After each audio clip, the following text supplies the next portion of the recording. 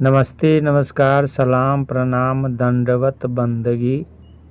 इससे पहले आप सभी ने सुना किस तरह सतगुरु कबीर साहब राजा राम सिंह बघेल के यहाँ गए और राजा राम सिंह को उपदेश दिए, 42 वंश का आशीर्वाद दिए।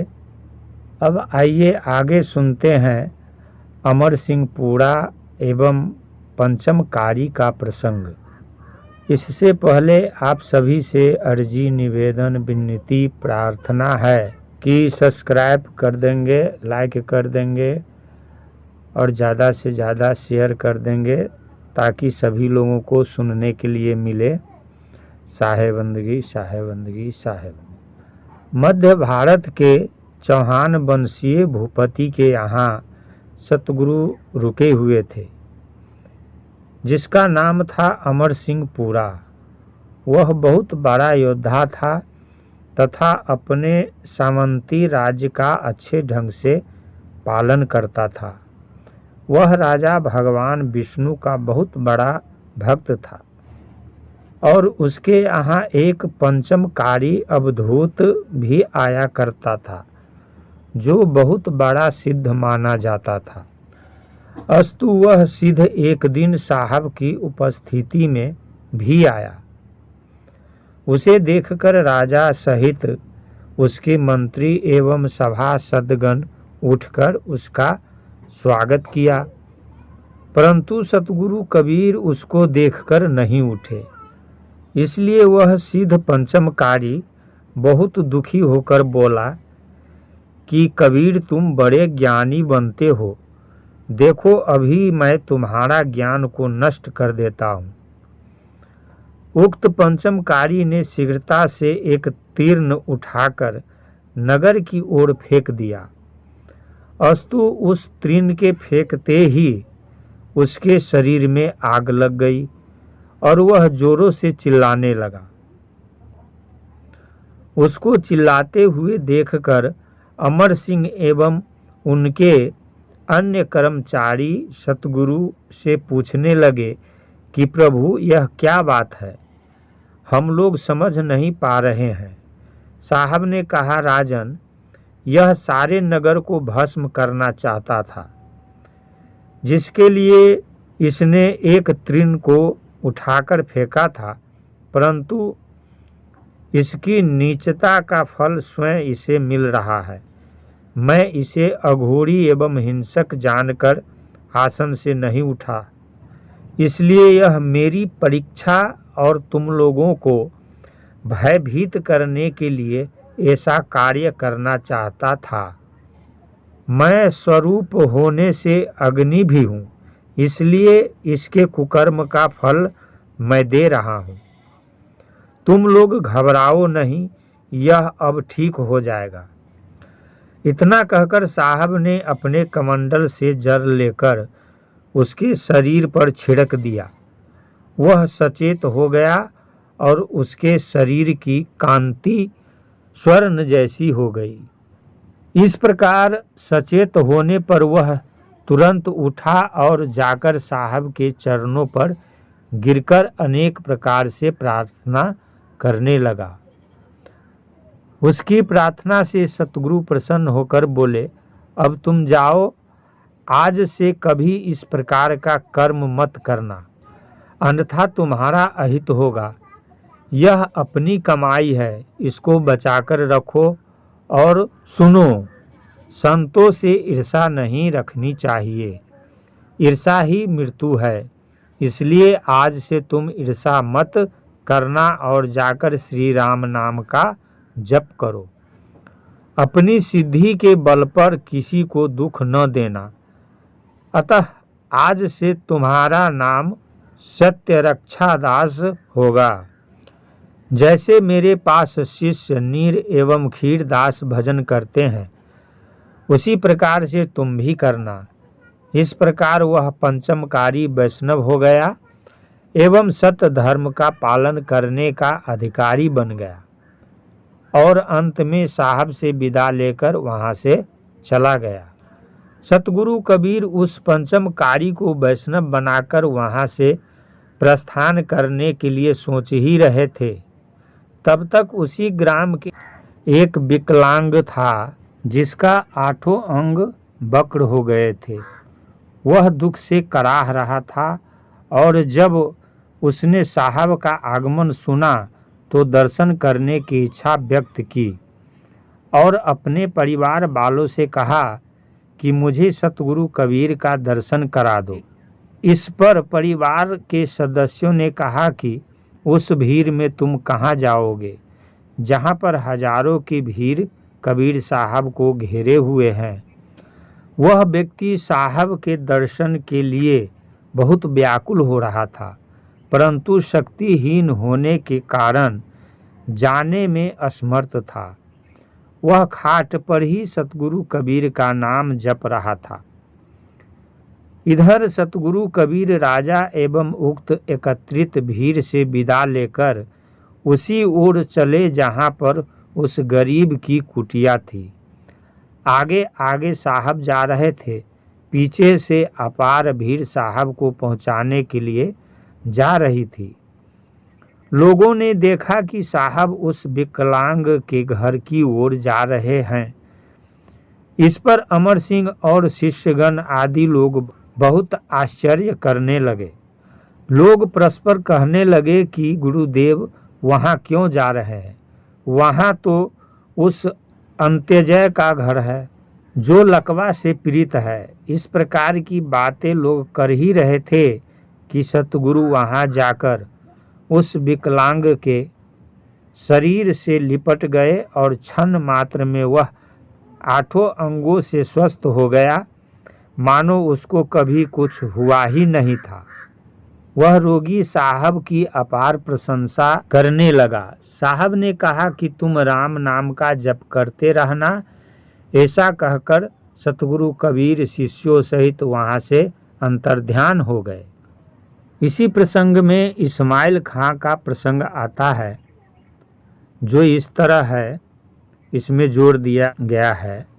उधर उक्त चमत्कार को देखकर सभी लोग विस्मय में पड़ गए और सत्य कबीर की जय हो, गुरुदेव कबीर की जय हो आदि नारा लगाते हुए अपने अपने घरों को चले गए।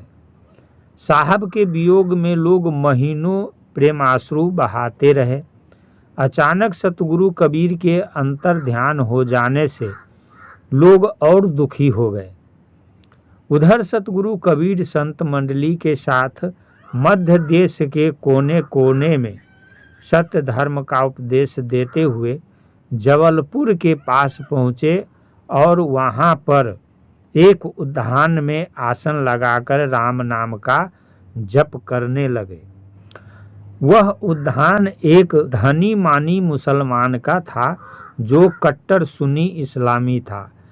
उसने जब यह सुना कि मेरे उद्यान में हिंदू साधुओं की मंडली उतरी है तो उसने अपने अनुचरों से कहा कि जाओ उन मुड़ियों से कह दो कि यह उद्यान खां साहब का है और तुम लोग यहाँ से चले जाओ। अतः अनुचरों ने जाकर कहा कि आप लोग यहाँ से चले जाइए। इस पर श्री रविदास जी बोले, भाई हम लोगों को एक रात ही यहाँ रहना है, प्रातः होते ही हम लोग स्वयं चले जाएंगे। इस समय हम लोग कहाँ जाएं, क्योंकि सूर्य ढल चुका है। हम लोग अपरिचित व्यक्ति हैं, इस समय किसके द्वार पर जाएं? जाकर अपने स्वामी से कह दो कि हम लोगों को केवल एक रात ही यहाँ रहने दे।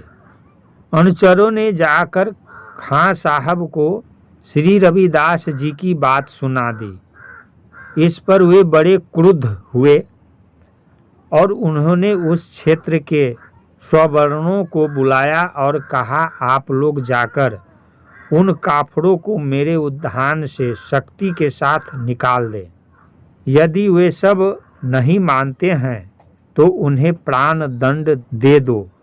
स्वामी की उक्त बात को सुनकर सवर्णों ने जाकर कहा कि तुम लोग भाग जाओ, अन्यथा ठीक नहीं होगा। इस बात पर सतगुरु कबीर ने कहा कि चलो भाई, संतों राम राम करें। इस समय हम लोग कहाँ जाएंगे? अस्तु संतों के न हटने पर वे लोग वही करने लगे जो उनके स्वामी ने कहा था। चारों तरफ से वे सब संत मंडली पर टूट पड़े। श्री रविदास जी ने कहा, भाई आप लोग शांत हो जाइए, परंतु वे सब नहीं माने और चारों तरफ से ढेलाबाजी करने लगे, जिसके कारण किसी संत का सिर फूटा और किसी को अन्य अंगों में चोट आई। इस प्रकार सभी संत घायल हो गए। इतने में ही उस उद्धान स्वामी के घर में आग लग गई, सारा सामान जलने लगा तथा उद्धान स्वामी इस्माइल खां जोरों से चिल्लाने लगा। उसकी चीख को सुनकर सतगुरु कबीर ने संतों से कहा कि इस गांव में चिल्लाहट सुनाई पड़ रही है, आग की लपटें भी दृष्टिगोचर हो रही है, चलो देखा जाए किसका घर जल रहा है। इधर संतों को मारने वाले गुंडे छोड़कर गांव की ओर दौड़ पड़े और जाकर आग को बुझाने लगे, परंतु अग्नि में जितना ही जल डाला जाता था वह तेल का काम करता था। आसपास के अन्य मुसलमानों के घरों में भी अग्नि की लपटें बढ़ने लगी। इधर संत मंडली के साथ सतगुरु कबीर भी वहां पहुंच गए और बोले, प्रभु थोड़े से अपराध के कारण इतना बड़ा दंड क्यों दिया जा रहा है, अब कृपा की जाए। इतना कहते हुए सतगुरु कबीर ने अपने कमंडल से जल निकालकर अग्नि पर छोड़ दिया। उधर उद्धानपति ने देखा कि संत लोग मेरे घर में लगी आग को बुझा रहे हैं, मैंने तो इन संतों के साथ बड़ा अभद्र व्यवहार किया है, जिसका फल मुझे तत्काल मिला।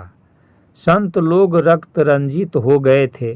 गुंडों ने संतों के शरीर को विदीर्ण कर दिया था, जिसकी परवाह न करके ये सब संत मेरी भलाई में लगे हुए हैं।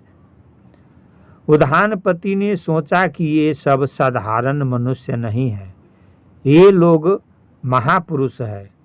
संतों के इस कार्य से खां साहब बड़े आश्चर्य में पड़ गए एवं तत्काल जाकर सतगुरु कबीर के चरणों पर गिर पड़े तथा अपने किए हुए अपराध के लिए क्षमा मांगने लगे। उद्धान स्वामी ने कहा, प्रभु मैंने तो बड़ा अपराध किया है, उस पर भी आप लोग मुझ जैसे अधम पर इतनी कृपा क्यों कर रहे हैं? साहब ने कहा कि मैं कुछ नहीं कर रहा हूँ, हम लोग तुम्हारे उद्यान में कुछ देर तक ठहरे हैं, उसी का मूल्य चुका रहे हैं और मनुष्य का कर्तव्य होता है कि आपत्ति में पड़े हुए लोगों की सहायता करे, इसलिए मैं कोई विशेष कार्य तो नहीं कर रहा हूँ। इस प्रकार गुरुदेव की उपयुक्त बात सुनकर उद्धानपति ने अपने किए हुए अपराध पर साहब से पुनः क्षमा मांगी और कहा, प्रभु मुझे सत्य मार्ग का दर्शन कराइए।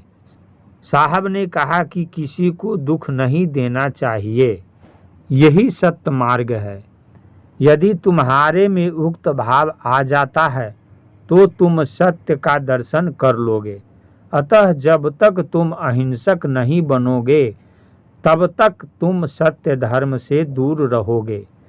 इस प्रकार से साहब खां साहब को शिक्षा देकर प्रातः होते ही वहां से चलने के लिए प्रस्तुत हो गए, परंतु ग्राम स्वामी ने बहुत अनुनय विनय करके साहब को रोक लिया और 4 दिनों तक अपने यहाँ रखकर ऐसी सेवा की कि संत लोगों ने प्रसन्न होकर अनेक प्रकार के कथाओं को उन लोगों को सुनाया, जिससे प्रभावित होकर खां साहब और गांव के सभी मुसलमान वैष्णव बन गए एवं भगवान हरि के उपासक हो गए। अतः चौथे दिन उन लोगों को यह पता चला कि ये संत कबीर साहब हैं। यह जानकर बड़ी श्रद्धा के साथ लोगों ने साहब की सेवा की और आसपास के ग्रामों में सूचना भेजकर सभी को आमंत्रित कर दिया कि कबीर साहब का आगमन मेरे गांव में हुआ है। उक्त समाचार सुनकर चारों तरफ से कबीर साहब के दर्शन के लिए लोग आने लगे। इस प्रकार वहां अपार भीड़ एकत्रित हो गई। सभी लोग कबीर साहब का दर्शन करके कृतकृत हो गए तथा गुरुदेव के उपदेशों से लाभान्वित हुए। अंत में सभी वैष्णव धर्म में दीक्षित भी हो गए। इस प्रकार इस्माइल खां की आत्मा को परिवर्तित कर सतगुरुदेव वहां से विदा लेकर गुरु भाइयों एवं शिष्यों के साथ प्रत्येक गांव में जाकर श्री राम भक्ति का प्रचार प्रसार करते हुए पश्चिमोत्तर दिशा की ओर बढ़े। नमस्ते, नमस्कार, सलाम, प्रणाम, दंडवत, बंदगी। अभी आपने सुना कि किस तरह कबीर साहब इस्माइल खां को शिष्य बनाए, इस्माइल खां शिष्य बने और अमर सिंह पुरा एवं पंचम कारी को शिष्य बनाए, उपदेश दिए। फिर आगे मिलते हैं। साहेबंदगी, साहेबंदगी, साहेबंदगी।